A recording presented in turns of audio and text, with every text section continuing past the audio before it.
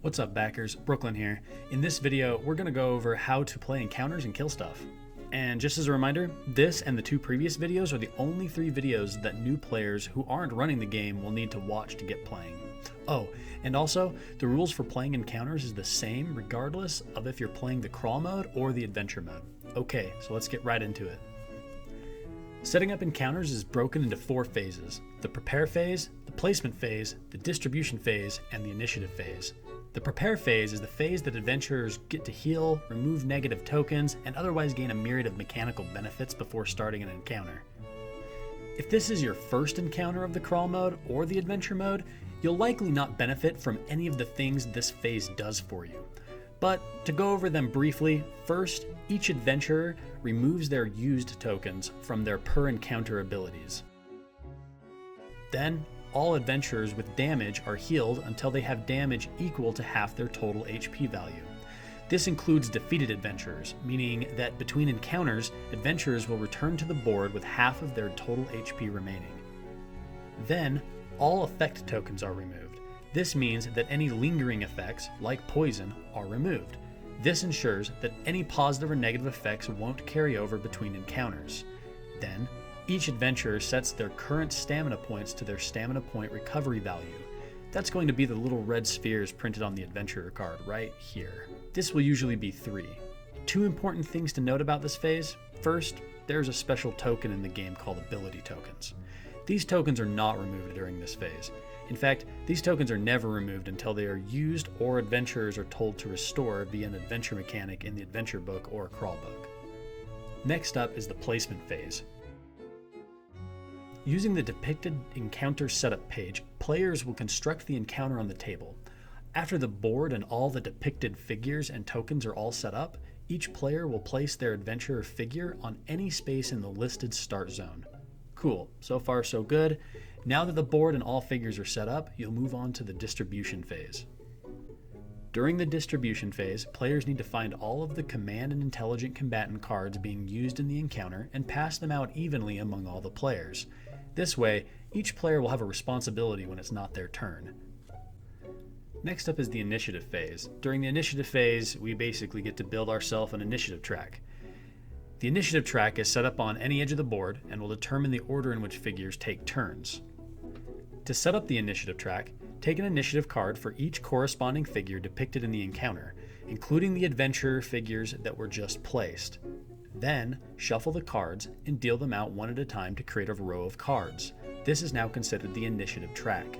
Starting from the front of the initiative track, figures will take turns one at a time. Once every figure on the track has taken a turn, the round ends and a new round begins starting at the front of the initiative track. This method of taking turns continues until an end condition listed in the corresponding encounter is reached. Finally, the best voice actor in your gaming group reads the flavor text of the encounter, followed by the special encounter rules aloud. We also recommend double checking how objective tokens might activate at this time. Okay, great. Now we're ready to get started. First, let's talk about how to take turns as an adventurer. When an adventurer's turn begins on the initiative track, they go through the following phases: start of turn phase, status phase, refresh phase, action phase, and finally, the end of turn phase. When starting an adventurer's turn, the adventurer must go through the start of turn phase first. During this phase, any abilities controlled by the current adventurer that have a text condition that says they happen during the start of their turn will occur. Next, an adventurer will go through the status phase. During this phase, any abilities controlled by the current adventurer that have the condition tag status will occur. The status condition tag is not optional and will occur during every status phase. Some examples of the status condition tag are the negative effect poison and the discipline Nirvana's mark. Poison has its rule printed directly on its token, and it will deal irreducible damage equal to half of a figure's remaining HP during their status phase, while Nirvana's mark is a discipline that will heal the controlling adventurer 1 during every status phase. Next up is the refresh phase. During this phase, an adventurer gains stamina points equal to the red orbs on their adventurer card. This is called the stamina point recovery value, and will usually be 3 stamina points. In addition to gaining stamina points equal to their stamina point recovery value, an adventurer will unexhaust all of their cards currently exhausted and conclude the refresh phase. However, before we move on, let's talk about some important things about this phase. First, an adventurer may not gain more stamina points than they have total orbs printed on their adventurer card. This will usually be 5. So if an adventurer already had 4 stamina points at the start of their turn, they'd only gain 1 stamina point during this phase. Second, an adventurer doesn't gain stamina points on their first turn of an encounter. This is due to the fact that when setting up an encounter, an adventurer will usually already have been given 3 stamina points. Alright, let's move on. So next up is the action phase. During this phase, an adventurer will be able to spend stamina points to make actions and use abilities. In Middara, there are a list of standard actions and abilities that any adventurer may use. We've included quick reference cards that detail each of these so that the players can quickly reference them as they're learning to play. The standard actions in Middara are move, attack, encounter action, and re-equip. To make a move action, an adventurer must spend 1 stamina point. By doing so, an adventurer gains movement points equal to the movement value printed on their adventurer card. In most cases, this will be 6. These points may be spent to move your character. 1 point moves you 1 space. So to move, you'd simply count out the amount of spaces you'd like to move. So for example, if Nightingale wanted to move to get adjacent to the cave sickle in this diagram, she'd have to spend 6 movement points to move 6 spaces forward. Simple enough. However, the finer details of movement is what you need to pay attention to. There are 8 rules you need to keep in mind when moving. 1. An adventurer may never take more than 1 move action in a turn. 2. An adventurer may never move diagonally. Instead, they must move orthogonally, meaning they must move up, down, left, right, as depicted here. 3. There are different types of terrain in Middara that can affect how many points of movement it takes to move out of their spaces. While there is a full list of terrain types in the rulebook, for now, we'll just mention an example. Hindering terrain is a type of terrain that is bordered in green. This type of terrain represents briar patches, thick bushes, and other hard-to-navigate terrain. Hindering terrain increases an adventurer's cost to move out of the space by 1. 4. While you may move through friendly figures, you may never end your turn on their space. Moving out of a space that contains a friendly figure costs 1 additional movement point, just like hindering terrain. However, this movement penalty does not stack, meaning that you will not have to spend an extra point to move out of hindering terrain that also contains an ally. 5. You may not break up your movement. One of our golden rules in Middara is that you cannot start a new action without ending the current action. This means that you cannot move 3 spaces, make an attack action, and then move 3 more spaces. 6. Some abilities will grant free movement.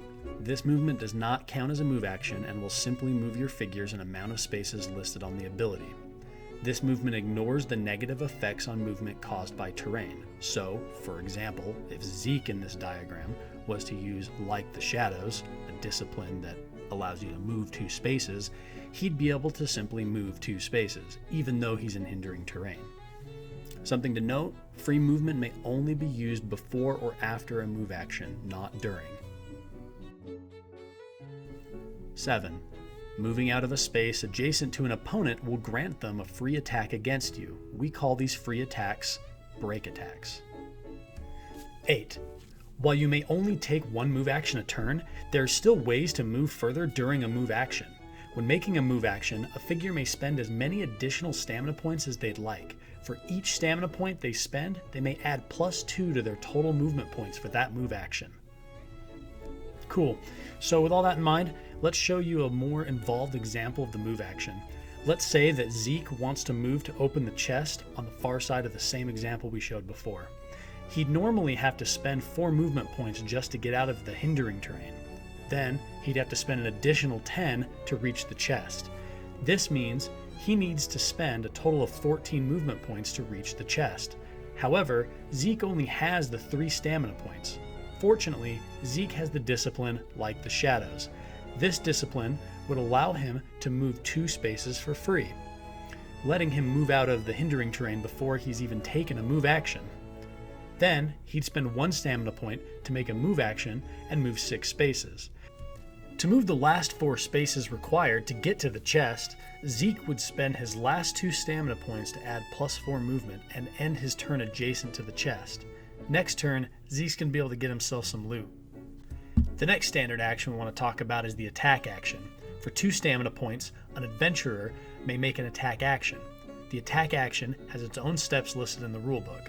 Let's go over making an attack action in Middara. First, the player chooses a target.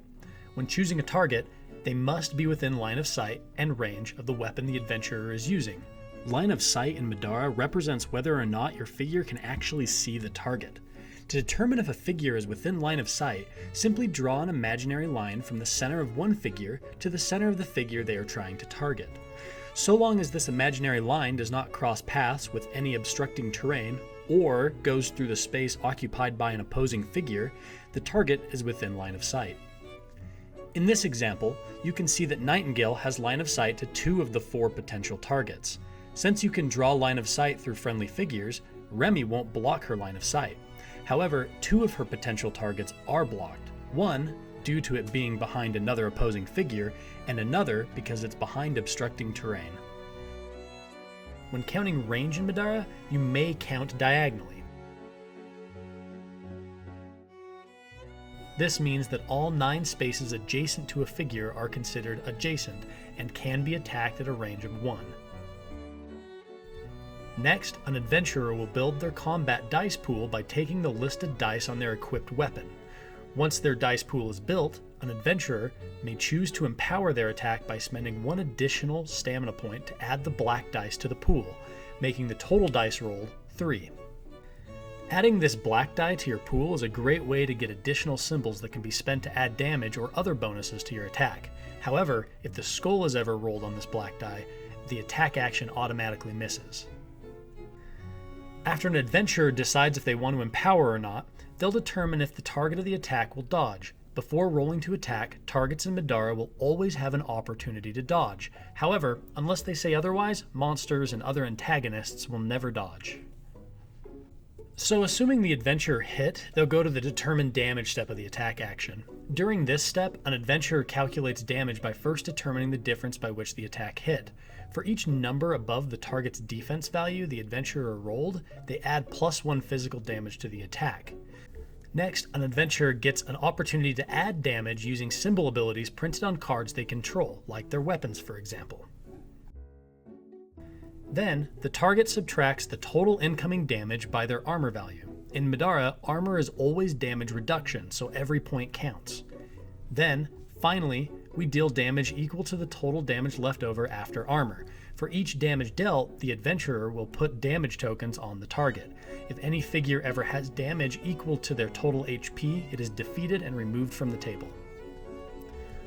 Alright, so there's a step in the attack action that basically just ends the attack. This step also serves as a reminder that the final step of an attack only occurs if an attack wasn't countered and didn't miss. So, assuming this attack didn't miss and wasn't countered, you'd move on to the final step of an attack action. The final step of an attack is called the Use Follow-Up Abilities step.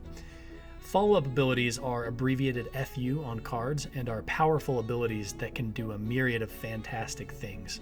A very important note about this step: so long as the follow-up ability doesn't start a new action, an adventurer may use as many of them as they'd like. This means that if you had the Subterfuge Discipline Paralyzing Point and a Romstead Guard's Poleaxe, you could use both of their follow-up abilities on a single target, paralyzing them and also sending them crashing to the ground behind you for extra damage. Oh, and one more thing, you may only use follow-up abilities on the target of the initial attack. This means that you couldn't paralyze and toss another creature nearby. It has to be the one that you made the attack against. Let's take a look at the attack action in an example. Revisiting Nightingale, she previously moved 6 spaces towards the cave sickle using a move action for 1 stamina point. Now she wants to make an attack against the cave sickle for another 2 stamina points. Nightingale rolls her combat dice. Her weapons are a long sword and a magic talisman. Normally this would be a white and purple combat dice, but since the magic talisman has the light tag and the long sword has finesse, she gets to use the orange combat dice instead of the white combat dice. During the Empower step, Nightingale is subjected to the Magic Talisman's passive ability that says that when making an attack, that she empowers the attack, so there's really no choice for her there, but she also doesn't have to spend the extra 1 stamina point to empower the attack, so it's a double-edged sword. Nightingale rolls all 3 combat dice and rolls a 4 and a 5 and 4 shields on the black die. Adding the 2 combat dice together, Nightingale's total attack roll is a 9. If she had any abilities that added to her attack rolls, she could do that now, but she doesn't. Nightingale isn't concerned though. The Cave Sickle only has a defense of 8, meaning that Nightingale hit it regardless. Next, Nightingale determines damage. The difference she hit by is 1. Then, she adds damage using symbols. The total symbols she rolled are 2 books and 5 shields. Looking at her longsword and magic talisman, we can see that they both have symbol abilities that add damage. The longsword gives her 2 physical damage for every 2 shields she spends, so Nightingale spends 4 shields and adds 4 physical damage. Then, the magic talisman gives her another 1 magic damage for every 2 books she spends. So, Nightingale decides to spend 2 books to add 1 damage. The leftover shield cannot be spent, so it is discarded. Nightingale's total damage being added from symbols is now 5, plus the difference hit of 1 is a total of 6 incoming damage. Unfortunately for the Cave Sickle, he doesn't have any armor, so the final damage dealt isn't reduced by anything and remains 6. The Cave Sickle only has 6 HP, meaning that he's cut down in a single attack and the figure is removed from the board. Okay, let's go over some finer details about attacking. First, regardless of if it's an adventurer or another combatant, the steps a figure goes through in making an attack are always the same. And while most monsters and antagonists will not dodge, dodging is a fairly normal occurrence for adventurers.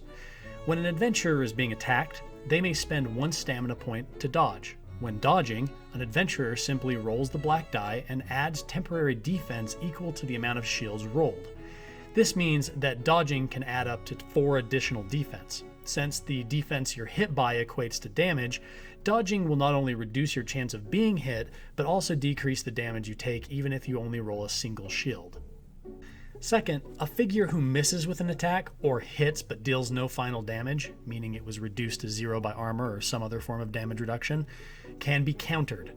While most monsters and bad guys won't ever counter, adventurers may spend 2 stamina points to counter. Or more typically, an adventurer will counter during this step for free using an ability printed on weapons or disciplines. To counter, a figure must also check to make sure the target is both within line of sight and within range of their equipped weapons. After all, you can't counter if you couldn't normally attack them. Assuming all these conditions are met, the current attack action immediately ends and the figure countering gets to make an attack against the figure that originally attacked them. After this attack concludes, the initial figure who attacked may resume their turn, assuming they're still alive. Phew, okay, cool. So that's the attack action. Let's go over the next standard action that any adventurer can make, the encounter action. This action costs 1 stamina point and is used to interact with various items on the board. This can be opening chests or activating objective tokens that specifically instruct players that it can be activated using the encounter action.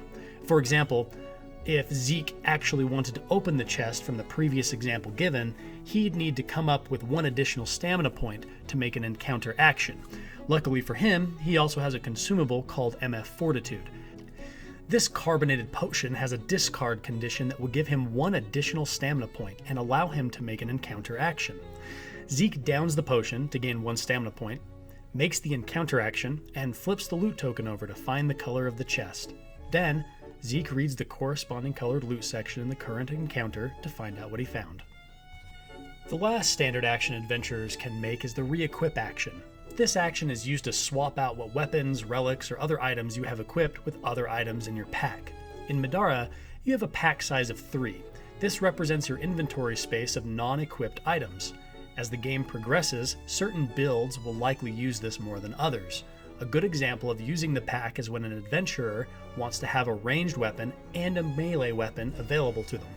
The re-equip action is also used to take items from other adventurers who are adjacent to you. However, you may never give items to adjacent adventurers. Okay, cool. So, some special notes about the re-equip action. Any items you move around stay in their current state.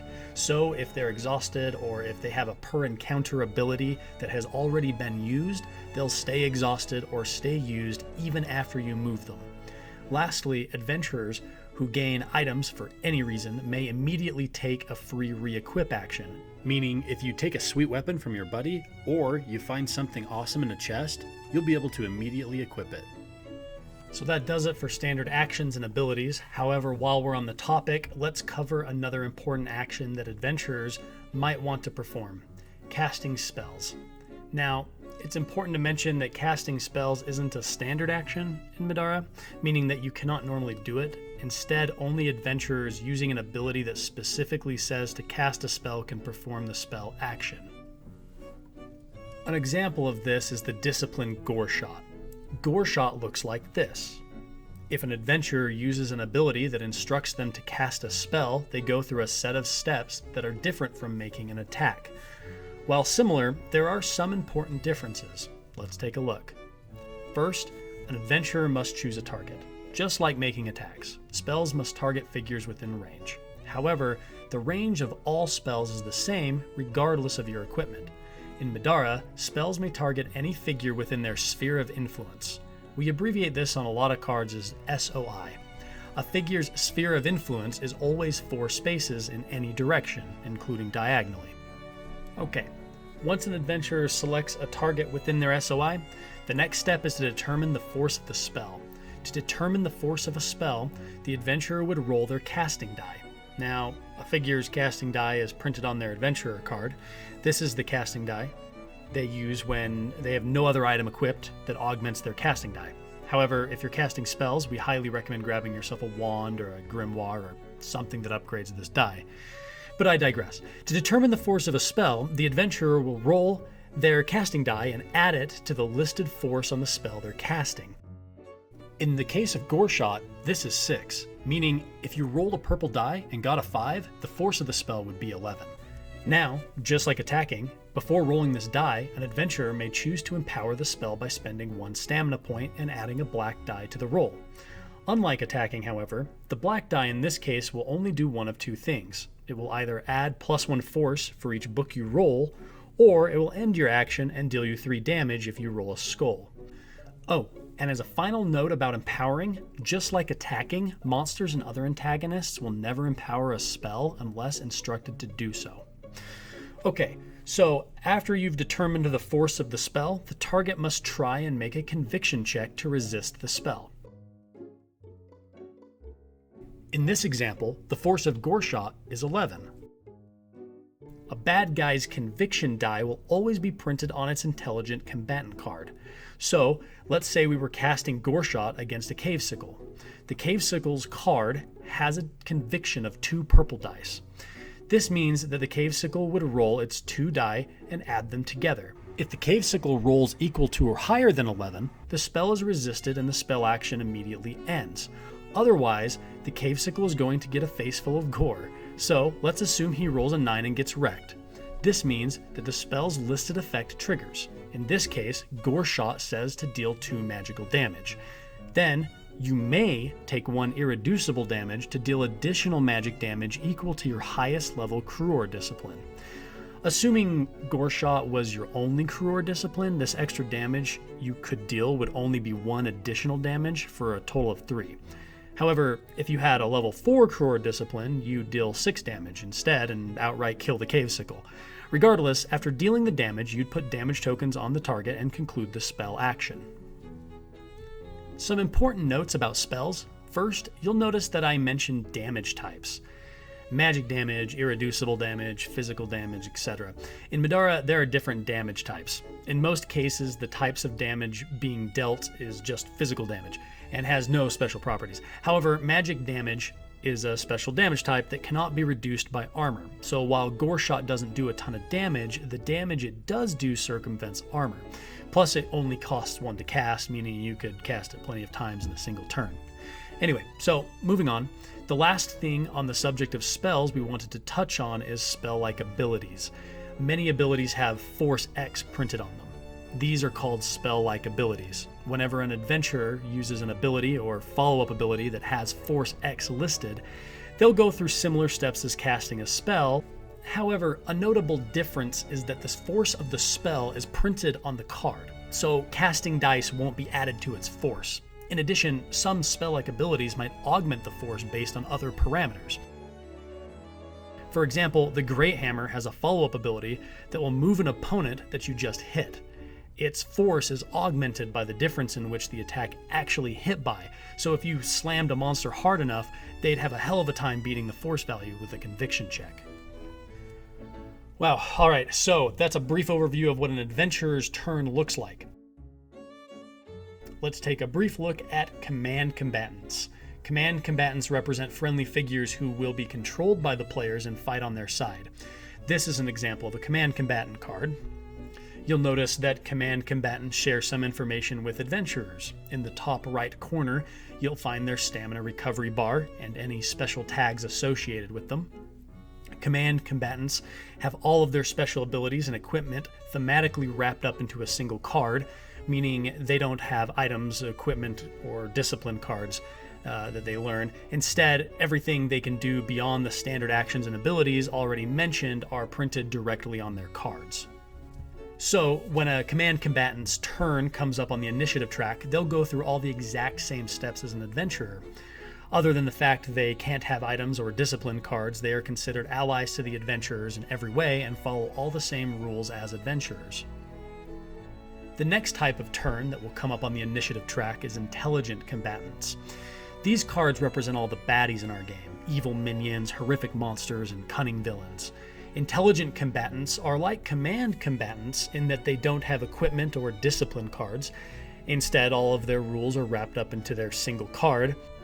While the steps an intelligent combatant goes through are very similar to an adventurer or a command combatant, there are some very important differences. Let's go through the phases of an intelligent combatant's turn.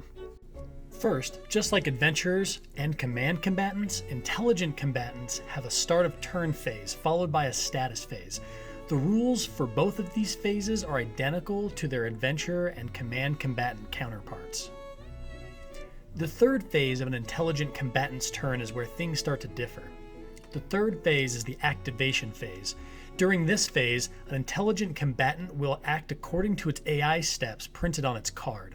Starting from the top of the list and moving down, the player controlling the intelligent combatant will go through each AI step, checking to see if the bolded condition is true. If it is not, the player continues down to the next bolded condition.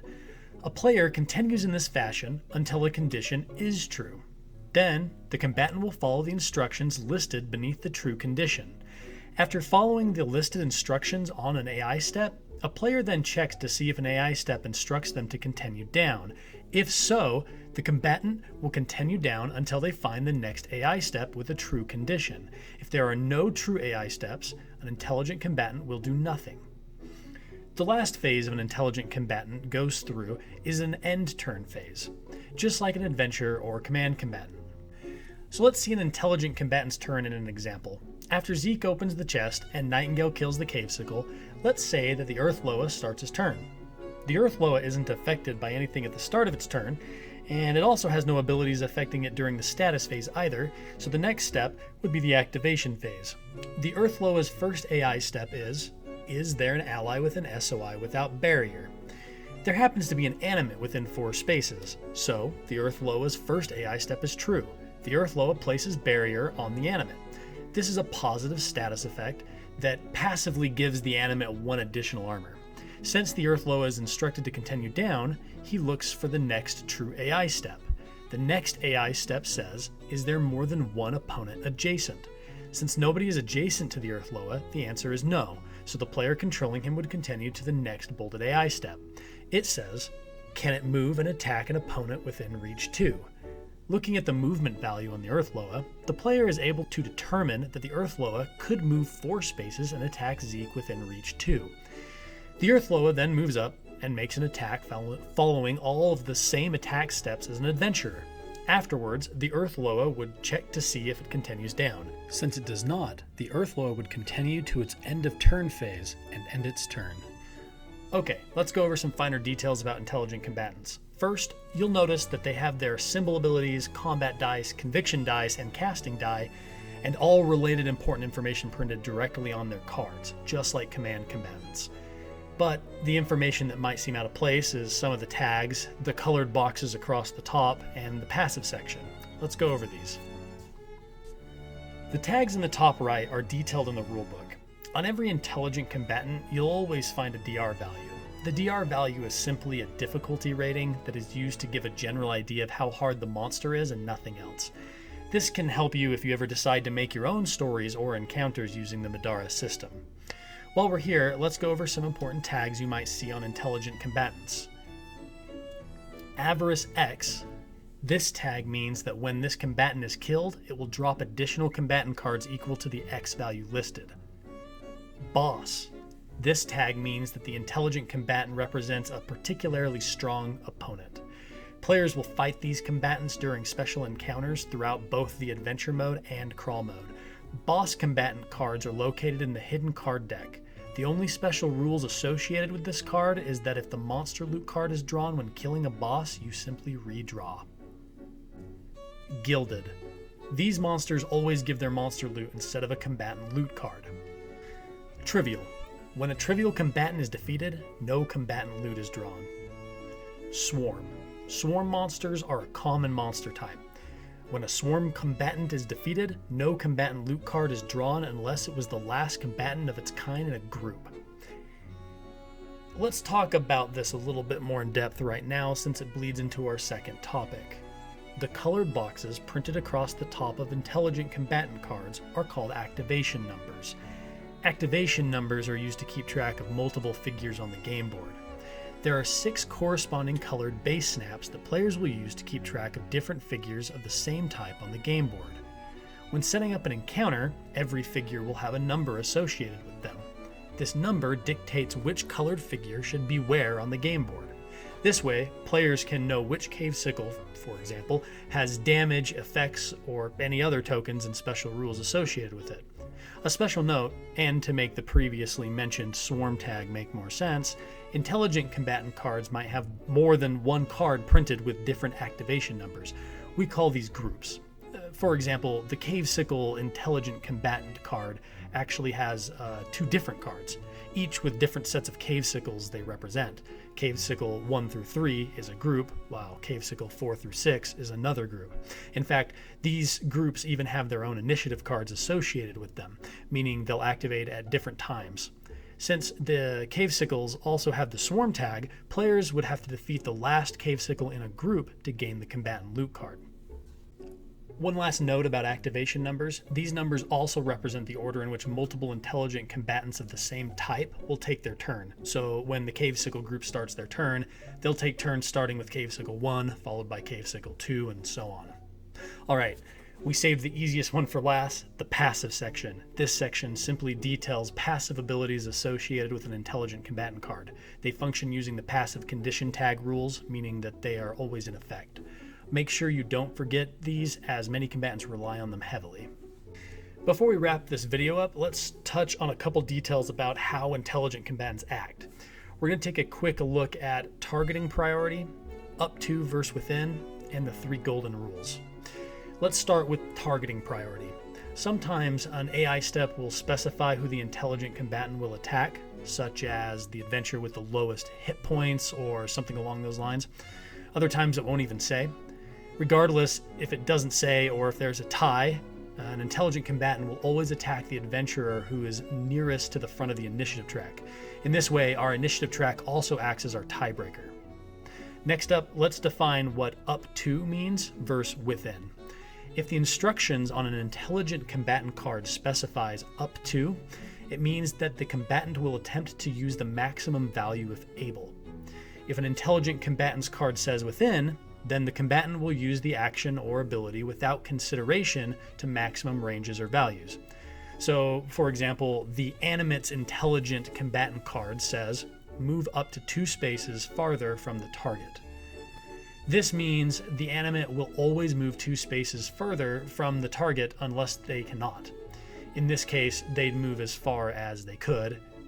If instead the Animate card said to move within 4 spaces, using within instead of up to, then the animate would find the nearest opponent. If that opponent was already 3 or fewer spaces away, then the animate would not move at all. The last thing we'll mention is the 3 golden rules of intelligent combatant cards. First, multiple choices. While we've worked as hard as possible to make it not happen, sometimes a combatant might have more than one option available to them. This might be when determining which ability to use or how to spend symbols. In all cases, if there are 2 options, players should always choose the option that is deemed the most detrimental to the players. After all, the intelligent combatants are working against you. The second golden rule is hurting themselves. Sometimes a combatant's AI step will instruct them to do something that might hurt or defeat them, such as jumping over dangerous terrain or provoking break attacks. They will take all actions as written on their combatant card, even if it may hurt them. However, if they can still complete the instructions as written without the risk of hurting themselves, they will take the less risky path. This would include such things as moving around dangerous terrain if they can still reach their target destination while doing so. The third golden rule is titled Defeating Themselves. Unless otherwise stated, a combatant will never make an action or use an ability that would result in their guaranteed defeat. This includes ending their turn in dangerous terrain or moving into a position where a current or special encounter rule would defeat them at the end of their turn. This will sometimes cause the combatant to do nothing on their turn. Okay, that's it. Thanks for watching this video. We'll see you next time when we go over other rules and variants.